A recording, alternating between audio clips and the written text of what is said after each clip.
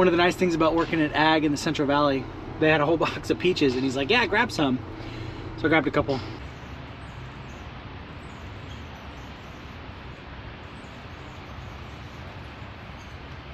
right, so it's Friday morning. I have 2 jobs to go do. One's about an hour from here. One's actually not that far from here. I'm supposed to do both of them yesterday. I got tied up on a job, so I couldn't get to the first one. And the second one, the part didn't show up in time, so I'm gonna do it today. So this morning we're gonna go get some fuel first, and I got a couple work orders to close. So come along with me, and this is basically an average day in the life.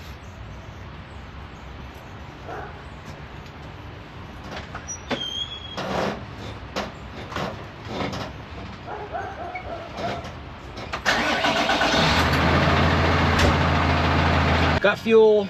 I didn't need DEF. This particular place doesn't even sell DEF, but usually don't need DEF every time I get fuel. It's usually once or twice a month. So then I gotta close a couple work orders. My laptop's right here booting up. I've been carrying this thing. There'll be a full video about all this stuff. My wife actually got this for me for Father's Day, but it's like I've been writing down a lot of different like things. It's a planner basically, and it's been helpful because there's been, I don't really want to show because there's customer information and stuff, but like, say you do here's one I did an exhaust throttle and I put the part number down in the codes. Well, then I had to go back to this one, or I needed this part number, this code a couple days later, and instead of having to go look up the work order and everything, I could just open the book and be like, oh yeah, this was the code right here. So that's been really helpful. It's been really helpful. I've been liking that. And I made like a grid with the calendar. This was supposed to be a planner book, but it turned out to not be. The ad on Amazon was incorrect, but it's fine.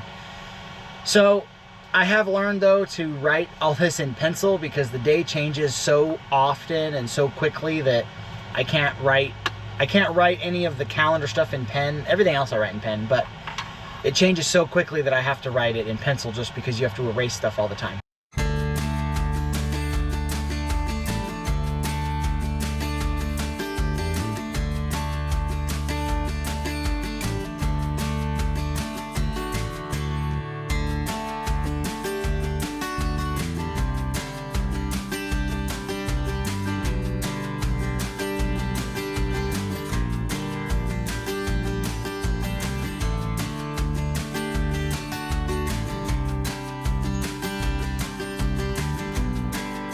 Alright, so here's the tractor, 6155M. I looked at this one, I think Wednesday, maybe it was Tuesday, but EGR cooler's definitely bad here.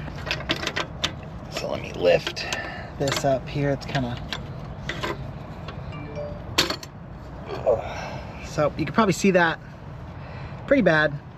I'm gonna do the EGR valve too, which is right here, just because if there's this much stuff in here, the EGR valve's stuck, and then you have to do the delta pressure sensor, which is right over there. You don't always have to do the delta pressure sensors, but this one's got the soot in it, and you can't clean those out because if you spray anything in them, the little diaphragms will just rupture. So that's gonna get replaced too. All right, so we got our pipeliner's cloud out, EGR cooler, EGR valve, delta pressure sensor, all the gaskets, the little tube, some bolts, and an O-ring, buckets to drain the coolant, and these 6000s and this really cool little hex drain right there.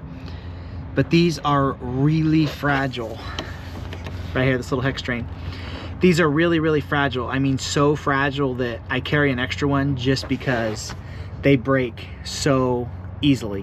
But it's cool because it's got this little hose right here, and then on these higher crop units, the hose is just right here, and it makes it easy. Oh, just right here, and it makes it easy for draining the coolant on these. I do really like these. They're just, you just got to be really careful with these things. All right, so while the coolant drains, should I get the EGR cooler off? So I've talked about these before. This is a Capri. This is a 1513 zero offset. These things are amazing for this kind of stuff. All right, so I got it off there. Hopefully you can see that sunlight, but I think it's bad. What do you think? You think it's bad? It's hard to tell. They're not terribly hard. And then now I'm gonna do the EGR valve. So I pulled the wire. So I pulled this wire out, which is for the EGR valve, and then the exhaust manifold pressure sensor, because that's part of the expert alert. So it just makes it easier right now. So now I'm gonna pull that valve and do all that. It had an EGR valve code mismatch as well. So I've never had good luck cleaning these and them not lasting more than a couple days. So we're gonna replace it. Plus this pipe, oh, that's just a clamp. This pipe is really bad. And then I'm actually gonna pull this pipe too, because look how bad this pipe is. Just to get all that cleaned out. So that's what I was talking about right there. That's pretty bad. It's a little bit bad over here, but it's not terrible. So let's get these pipes cleaned out. They're a little bit better, but let's go see if they have a parts washer here. Their shop's just right over there. So let me go see if I can get these in a parts washer or something for a little bit. All right, got those fairly clean. I just gotta blow them out with some air. They had one of those CRC parts washer things. Stephen Cox talks about, he's got one. They'd be cool to have, but I just don't have anywhere to put it. So then get those blown out. I'm gonna get the EGR valve and all that put on, get this put back together. And then now we have a 9RT over there they want me to look at with some other codes. Not sure yet. So I got the back pipe in, and these can be, oh, see, I already got it in the wrong spot. These can be somewhat tricky to get in because you gotta line everything up. 2 gaskets, the valve, both sides of the pipes. Now we just have to switch over this little air fitting. It's just like to keep from air being trapped in here. Some of them don't even use it, just have a plug. So the easiest way I found to do this is to put this little guy into here, make sure this O-ring is new and it's lubed, and then you can just kind of slip this in.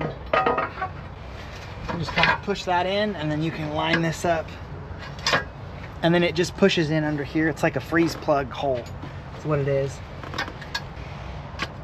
Usually you can just push it like that. Sometimes you got to tap it with the hammer, but then when you put the mounts on, it'll finish pulling it in. So then I do that and then put this gasket in next. And I always replace these bolts just because they're titanium and it kind of says recommends to. Another thing I always do is get all this set up first and get this set up before I tighten these, because once this is tight, you can't move it around enough sometimes. Also, don't forget to put this little guy on, because I forgot before, and then it's not wanted to vacuum fill, so don't forget that. You can't clean these because the diaphragms in here are so fragile that it'll break. And I'm sure someone's gonna say that, oh, I've cleaned them and never had a problem.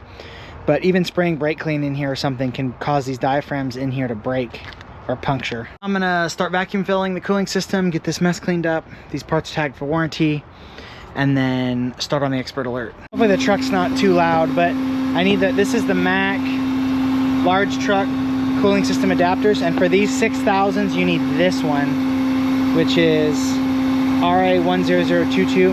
I mean, Mac, Matco, Cornwell, Snap-on, they're all made by the same company. And then I use the vacuum Venturi filler, which this is a Matco. But this is the adapter you need for this style tractor. A lot of people don't have these, but it makes my job easier, so I use it. I like it. I think Icon actually just came out with one of these, so I highly recommend these. I picked this one up on eBay for I think 120 bucks or something. But they're not very expensive. So I'm not going to show the expert alert just because I don't know if it's like privileged or proprietary or any of that kind of stuff. But this does have one, so I'm going to go ahead and perform it right now. The first one did take a while to do, just because I didn't know how to do it, and it took a while to figure out, and the instructions were a little odd, but I gotta figure it out, so it's not that bad. All right, so the expert alert's all done. Let's connect to it and make sure we don't have any codes or anything.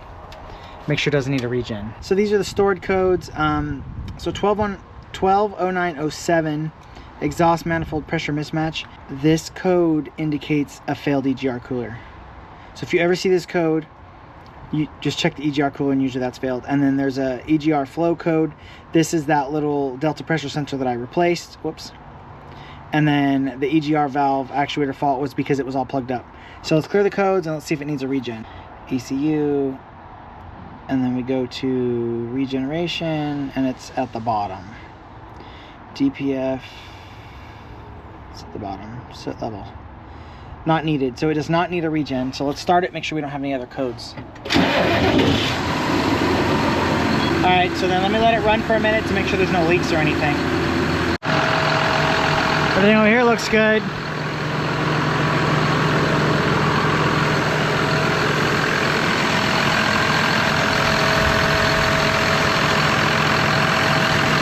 Everything on here looks good, so I'm gonna put it away. I don't see any codes or anything, so I think it's good to go. All right, this one's all done. Now let's go look at the 9RT, which is just on the other side of the yard over here. All right, so we have a 9RT here. They said that the fuel gauge wasn't working and then it had some CCU codes.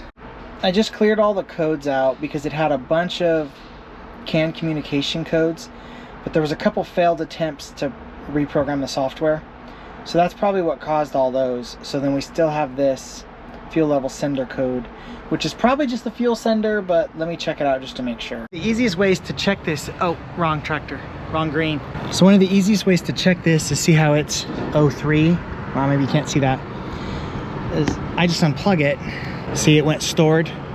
So that means this thing is shorted inside because now the code's active again. So now we can put a jumper wire. So if you can see that, the 03 went stored and the 04 became active. So that means that all the wiring and everything's okay. It's just the level sender. So let me pull one of the pins out and see what happens. See how they both went stored, and then now the 03 should come back active. There it went. Now let's plug it back in and see what happens. See, it went stored, and then it's probably gonna come back active. Well, it's stored for now. So it's just this fuel level sender. Now it should be reading fuel. Yeah, so see, now it's reading fuel level. So that sender's just bad. Let's see if we have one. One of the nice things about working at Ag in the Central Valley, they had a whole box of peaches and he's like, yeah, grab some. So I grabbed a couple. So he does want me to fix it. It is covered under warranty. I'm gonna go grab it from one of our other stores, which is not that far from here. But I'm just making sure that they acknowledge the order before I start driving, and for some reason they don't have it. Okay, well, it's been like 15 minutes and they still haven't acknowledged it, but I'm just gonna go because it says they have two, so I can just order it there.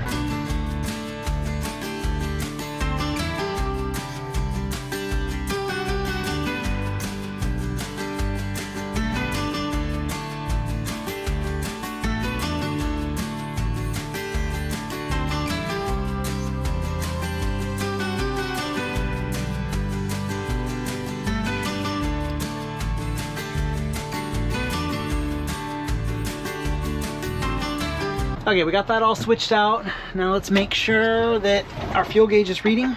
And then we can go work on our pump engine.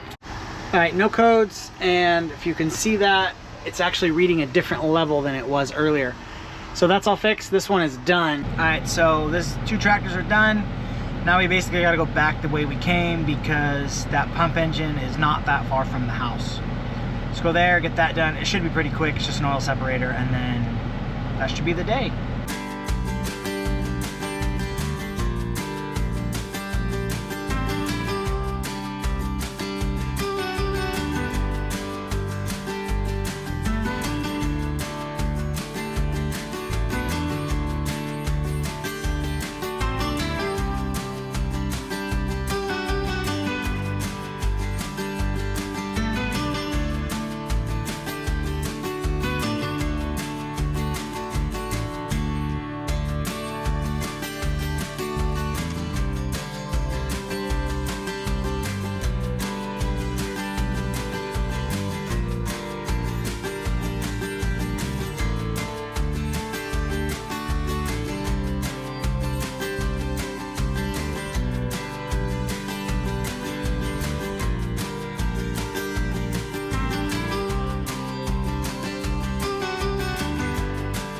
Alright, so here's the pump engine. I've shown this before in the past, but they just did a service not that long ago, and it came out, the oil spinner went bad, and it just dumped all the oil everywhere. So this shouldn't be too bad of a change.